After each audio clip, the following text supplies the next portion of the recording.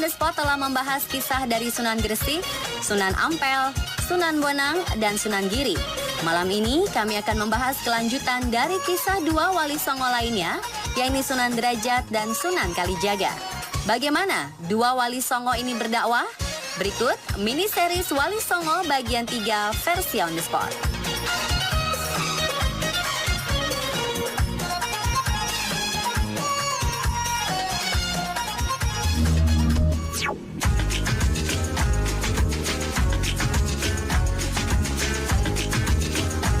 Sunan Derajat lahir pada tahun 1470 Masehi dengan nama asli Raden Qasim.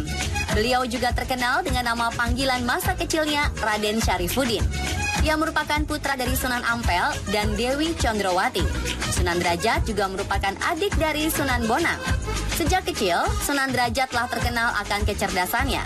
Ia ingin seperti sang kakak berdakwah dan menyebarkan agama Islam di tanah Jawa.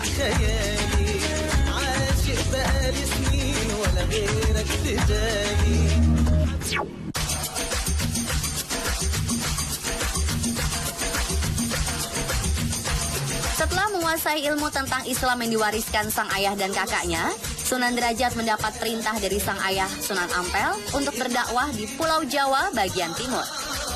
Sang ayah membebaskannya dalam memilih tempat berdakwah. Sunan Derajat memilih daerah Tuban, Surabaya untuk tempatnya menyebarkan agama Islam. Setelah mendapat restu dari sang ayah, Sunan Derajat memulai perjalanan dengan menumpang perahu nelayan untuk sampai daerah Gresik dan ujian dimulai hari itu. Di tengah perjalanan, perahu tiba-tiba dihantam oleh ombak besar hingga menabrak karang dan menghancurkan perahu. Dan Allah Subhanahu wa Ta'ala menyelamatkan nyawa Sunan Derajat dengan mendatangkan seekor ikan besar. Sunan Derajat menaiki punggung ikan besar tersebut hingga ke tepi pantai sebuah desa bernama Ciciran. Kedatangannya disambut dengan antusias oleh masyarakat karena masyarakat tahu bahwa Sunan Derajat adalah putra dari Sunan Ampel dan merupakan salah satu kerabat dari kerajaan Majapahit. Ia mengutarakan maksudnya untuk menuju Tuban. Penduduk setempat memberitahu bahwa butuh waktu setengah hari perjalanan dengan perahu untuk menuju ke arah Tuban. Di tengah perjalanan, mereka singgah di sebuah desa bernama Jelak. Dan di tempat inilah penyebaran agama Islam dimulai. Sunan Derajat melakukan pendekatan dengan memberikan ilmu pengetahuan. Dimulai dari penjelasan bahwa ada beberapa jenis ikan yang berbahaya jika dikonsumsi. Setelah mendapat nasihat dari Sunan Derajat, masyarakat mengerti dan mematuhi perintahnya. Mereka juga menganggap Sunan Derajat sebagai sosok yang cerdas, terutama dalam bidang kelautan. Sunan Derajat tak langsung menerapkan apa itu syariat agama Islam. Secara perlahan, ia menekankan pembinaan akhlak, yaitu tentang pentingnya berakhlak baik. Dan hal ini cukup berhasil dan membuat masyarakat mulai berguru kepadanya. Karena sudah banyak para pengikutnya, ia mendirikan sebuah surau yang akhirnya menjadi pesantren untuk tempat mengaji dan belajar tentang agama Islam.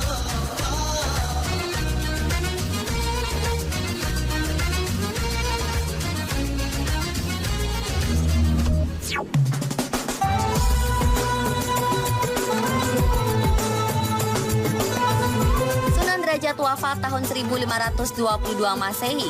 Jasadnya dimakamkan di Desa Derajat, Kecamatan Paciran, Kabupaten Lamongan, Jawa Timur. Tak jauh dari makam beliau dibangun museum yang berada di lokasi bukit dalam Duwur bernama Museum Sunan Derajat. Museum ini menyimpan beberapa peninggalan di zaman Wali Songo, khususnya peninggalan Sunan Derajat di bidang kesenian. Hal inilah yang menunjukkan betapa tinggi penghargaan Sunan Derajat kepada kesenian Jawa. Selain peninggalan di bidang kesenian, Sunan Derajat juga mendirikan pesantren di lokasi yang sama dengan museum dan makamnya. Pesantren tersebut dinamakan Pesantren Dalem Duwur di Desa Derajat, Paciran, Lamongan, Jawa Timur.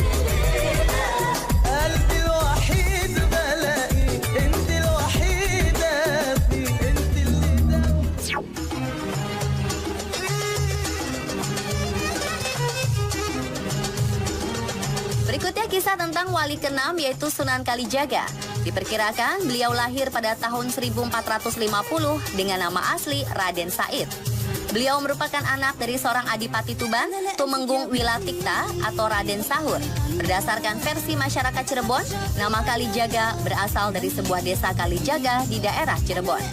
Menurut cerita, saat beliau berada di desa tersebut, beliau sering berendam di sungai atau biasa disebut dengan Jaga Kali.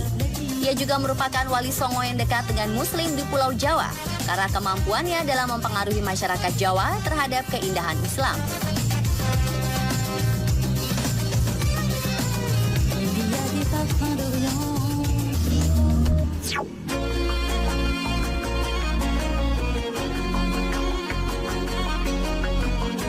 Sunan Kalijaga sejak kecil sudah belajar agama Islam saat masih berada di Tuban, Jawa Timur. Saat itu, keadaan masyarakat sedang hancur karena praktek pajak para rentenir terhadap rakyat jelata yang membuat banyak penduduk miskin menderita. Bukan hanya pajak, musim kemarau kian menambah sengsara rakyat. Hal inilah yang membuat Sunan Kalijaga marah dan menjadi pemberontak. Bila sebelumnya setiap malam ia habiskan dengan membaca Al-Quran, kini ia habiskan di luar rumah dengan merampok hasil bumi yang terdapat di gudang penyimpanan hasil bumi di kerajaannya. Ia juga merampok orang-orang kaya, di mana hasilnya akan ia bagikan kepada orang-orang miskin.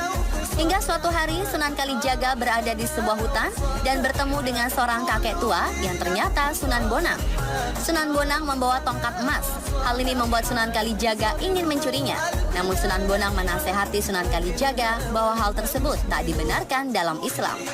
Setelah dinasehati, Sunan Kalijaga akhirnya menjadi murid Sunan Bonang. Setelah ilmunya sudah cukup, Sunan Bonang melepas Sunan Kalijaga untuk mulai menyebarkan agama Islam ke wilayah Demak.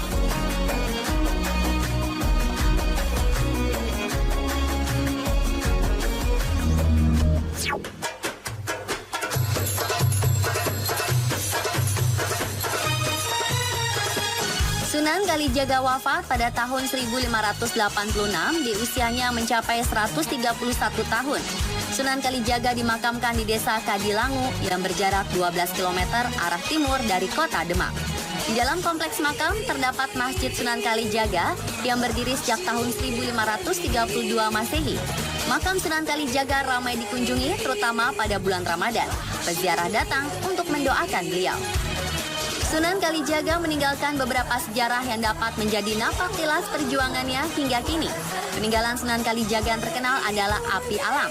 Api alam merupakan api yang saat ini masih menyala di daerah Merapen, Jawa Tengah. Ia menemukan api alam ini saat menancapkan tongkat Sunan Bonang ke tanah di tengah perjalanan dakwahnya.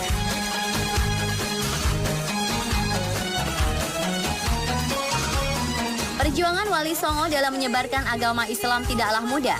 Meski mereka mempunyai cara unik masing-masing untuk berdakwah, tetap saja mayoritas ajaran Hindu-Buddha masih melekat di Pulau Jawa saat itu. Perjuangan mereka tak berhenti di Sunan Kalijaga. Masih ada 3 wali lagi yang berjuang menyebarkan keindahan Islam. Penasaran? Saksikan perjuangan Sunan Kudus, Sunan Muria, dan Sunan Gunung Jati besok malam dalam mini series Wali Songo bagian 4.